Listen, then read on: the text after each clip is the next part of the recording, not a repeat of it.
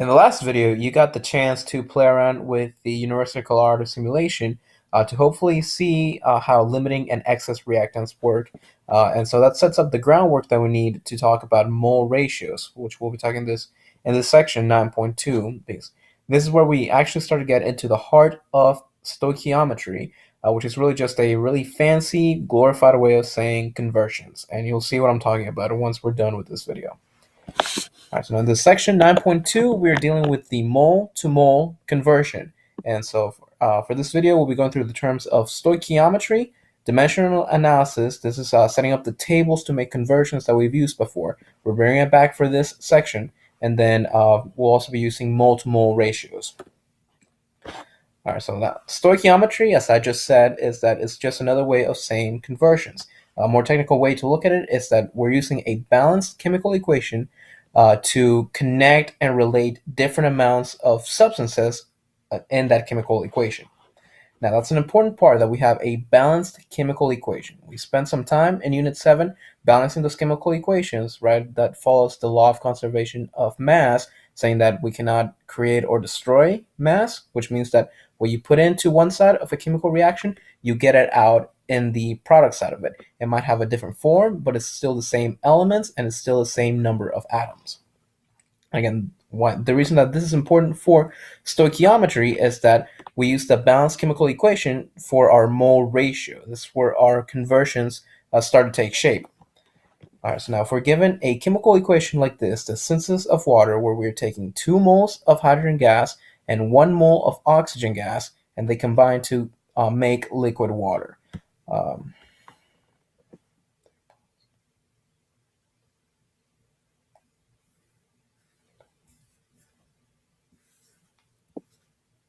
If we go through and we count the number of atoms that we have for each of these on both left and right sides of this reaction area, you'll see that for hydrogen, you will take 2 coefficient multiplied by the 2 subscript, and this gives you a total of 4 hydrogen atoms. If you do the same to the right side on the water molecule, we'll have a coefficient of 2 multiplied by a subscript of 2 to give us 4 hydrogen atoms as well. And next we'll do the same to the oxygen, where we take a coefficient of 1 and multiplied by 2 for the result of 2 oxygen atoms. And on the right side, if we do take this coefficient of 2 multiplied by 1 oxygen, we get the result of 2 oxygen. So this is working out well as a balanced chemical equation. So now we can grab some information from here and make a mole ratio. So what this would look like if we focused on hydrogen and set up a ratio to the oxygen, according to this chemical equation, you'll see that we have 2 moles of hydrogen gas, and that corresponds to 1 mole of oxygen gas. And we set it up in this way as a proportion, with 2 moles of H2 on top and 1 mole of O2 on the bottom. So now, a good question to ask is, why is the hydrogen on top and not on the bottom? And the reason for that is that, well, there's not a good reason for it. We can totally do it the other way, and it's still the same information. It's just a different way of writing it. So now these 2 ratios represent the same information, just set up in opposite ways. And the reason that we need this is that sometimes we'll be using the ratio on the left, sometimes we'll be using the ratio on the right, and it just depends on the problem that we're working. Whatever information they give us to start with, we need to set up our problem in a way that will cancel out the moles unit. All right, so this is relating my 2 reactants, hydrogen and oxygen, and setting up a mole ratio from that. But you can also compare products and products, or you can compare reactants and products across the chemical reaction area. All right, so in this case, we're still sticking with 2 moles of hydrogen gas, and we compare it to the 2 moles of water that we're making as a product. Again, you just set it up in the same way as a proportion. 2 moles of H2 set over 2 moles of H2O, or you could have the opposite of this with 2 moles of H2O on top set over 2 moles of H2. And so again, these are the mole ratios that we're setting up to use in our stoichiometric calculations. And one thing that I should point out on this one is that even though we're setting up these proportions, we're setting fractions in a way, but we're not cross multiplying in these. It's very important. It's a very common mistake, so look out for that. Is that even though we're setting up the ratios in this way, we're not cross multiplying to get a result out of it. We're doing something a little bit different, which we'll be seeing in this next slide where we get into an example of the stoichiometric calculation. So let's get started on some of these stoichiometric calculations that we can see. And the first type we'll see is the mole-to-mole conversion. So now I want to give you this graphic here and tell you what this means, because this will essentially be a map that we can use for any type of problem. And I've said this before on the dimension analysis and mole conversions that we've done before, is that these problems are all basically the same. Once you know how to set it up and you know where the pieces go, the numbers and the names can change, but the process is still all the same. All right, so basically in this graphic, I have every problem that you might see, just as long as you know where to place the numbers. So what I have here is that I'm starting with some amount of moles of a substance. In this case, I'm just calling it compound A. This is the first thing that we look at. And notice that this arrow follows to the moles of compound B. So notice that my units are staying with moles and moles, but I'm just changing if I'm talking about compound A to compound B. And what's connecting them is this conversion arrow. What I'm using for that conversion is the mole ratio that I have set up here.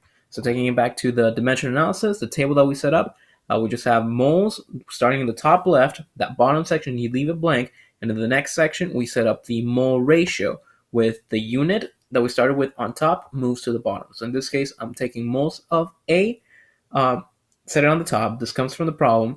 And then according to my mole ratio, I'll set moles of A at the bottom. And then the moles of my second substance will go on the top. All right, so make sure that you save this. Again, if you know how to read this, you know how to do every problem. All right, but let's actually get into a problem that you'll be seeing, a problem that you should be familiar with to actually make sense of this graphic and use it as an aid. So let's say that we have this problem. How many moles of oxygen will react with 6.0 moles of hydrogen? Now, remember that for these, what we need is a balanced chemical equation. And a lot of times you'll be given the equation. Sometimes you'll have to figure out yourself. Those are really more of the challenge problems. But in this example, we'll just start with our chemical reaction.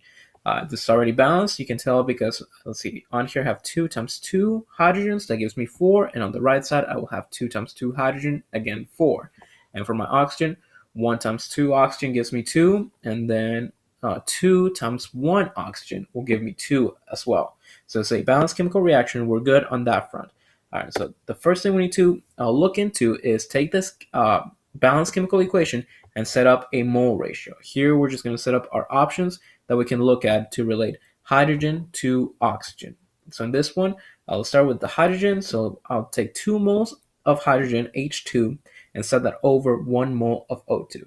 The other way to look at this that is still technically correct, and it's still just another way of looking at it, it is to flip that. So we have 1 mole of O2 set over 2 moles of H2. And that takes care of our whole first step.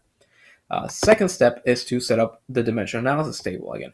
This table that we've had so much practice with. So let me go ahead and pull that in. So we'll be pulling information from the problem in this one. So look for the number that's given to you. So in this case, we have 6 moles of hydrogen. That's your starting quantity. So go ahead and write down 6 moles of H2, and then you'll set up your table around it. Remember that in this next step, this is where we set up the mole ratio. So I need one of these mole ratios that I just set up to put it on there. Now, which one do you use? Well, make sure that you use the one that has the unit you started with move to the bottom.